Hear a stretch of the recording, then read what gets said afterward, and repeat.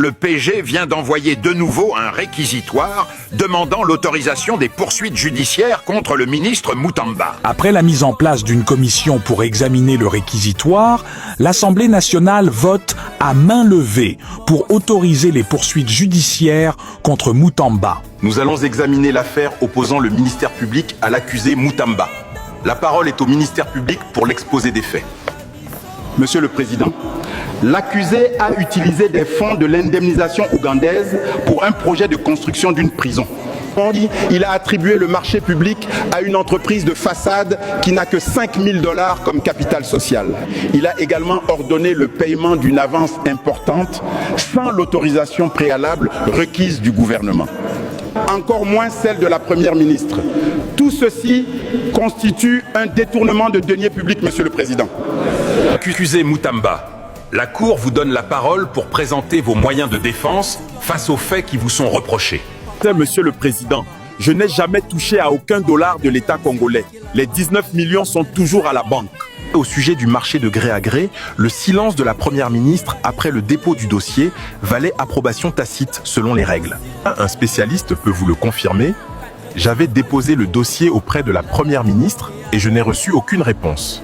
Mais je suis victime d'un complot visant à m'écarter en raison de ma lutte contre la corruption et des réformes judiciaires entreprises. La parole est accordée au spécialiste des passations des marchés publics. Peut-il confirmer ce que l'accusé a affirmé au sujet de l'approbation tacite? Oui, le silence de l'autorité approbatrice pendant plus de 10 jours après la demande d'agrément vaut approbation tacite du marché. Monsieur le représentant du ministère public, la parole vous est accordée pour présenter vos réquisitions au tribunal. Monsieur le Président, le ministère public requiert à l'encontre de l'accusé Constant Moutamba 10 ans de travaux forcés et l'interdiction d'accès aux fonctions publiques et para-étatiques, ainsi que la privation du droit de vote et d'éligibilité. La parole est accordée à l'accusé Moutamba pour ses derniers mots, après les réquisitions du ministère public. Honorable juge, vous avez le choix de condamner un innocent et de l'acquitter en entrant dans l'histoire par la grande porte.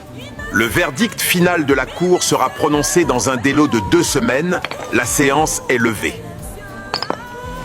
Le peuple veille chaque nuit pendant 2 semaines avec Moutamba pour lui témoigner son soutien, malgré le fait que cela ait été réprimé par l'armée la veille du verdict. La Cour, après délibéré, vous déclare coupable des faits qui vous sont reprochés et vous condamne à 3 ans de prison ferme, assorti de 5 ans d'inéligibilité et d'une interdiction d'exercer une fonction publique. Selon plusieurs observateurs, le procès serait un complot, engagé dès le paiement de la première tranche sans attendre le début des travaux. Ils estiment qu'il s'agirait d'une faute administrative relevant du gouvernement.